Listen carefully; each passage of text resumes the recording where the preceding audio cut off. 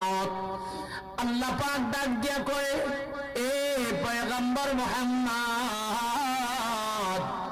অতীতের পয়গম্বরদের জন্য আমার গনিমতের মাল আমি হারাম করেছিলাম।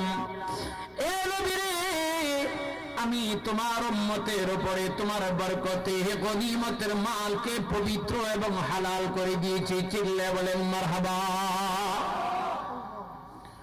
ওয়াল আমানাতু মাগনামা। সরকারে দো আলম বলেন, কিয়ামতের আগে মানুষের এমন একটা ধ্যান ধারণা তৈরি হবে, এমন একটা ফিলিংস দোস্ত তৈরি হবে, এমন একটা মেন্টালিটি পয়দা হবে, আমানতের মালকে গনিমতের মালের মতো হালাল মনে করবেন। আমানতের মালকে গনিমতের মালের মতো হালাল মনে করবে, অথচ গনিমতের মাল খাওয়া হালাল আর আমানতের মাল খাওয়া হারাম। আওয়াজ দিয়া বলতে হবে, আমানতের মাল খাওয়া কি? আরো জোরে কোন? আমানতের মাল বুঝছেন তো আপনারা? একজন আরেকজনকে বিশ্বাস করে তার কাছে কিছু টাকা রাখে, অথবা তার কাছে কটা দান রাখে, চাল রাখে, অথবা কানের অলংকার, নাকের অলংকার, গলার অলংকার একজনকে বিশ্বাস করে তার কাছে হেফাজতের জন্য রাখে। 2 মাস পরে দিয়ে দিয়েন, 2 মাস পরে আনতে গেলে দেন দিচ্ছি বা মনে নাই দেন নাই, এই কাহিনী কইরা মাইরা দেওয়ার পরিকল্পনা করে এমন কিছু বাটপাড়া সিটার এই সমাজে আসেনি?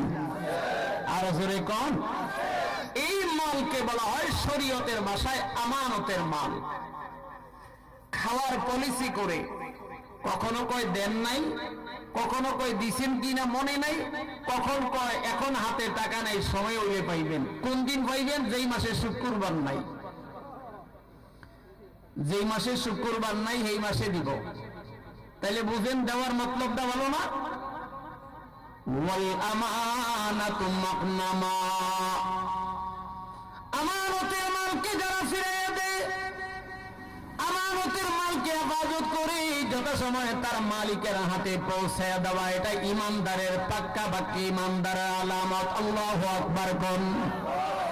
এই আমানতে চাঁদে রোজা নাজে দে মাস, এই আমানতে চাঁদে রোজা নাজ দে মাস, দেবদর হাকিকতে মালিকে ঘরে সে খোদা। আমার এখানে যা আছে সবগুলির মালিক। উচ্চ আওয়াজে বলেন কি? আরো জোরে বলেন। তো মালিক কয়, আমি তোর কাছে আমানত রাখছি, এই আমানতের অর্থ আমার ফিরিয়ে দেওয়া লাগবে না, বাকি আমার কথা মতো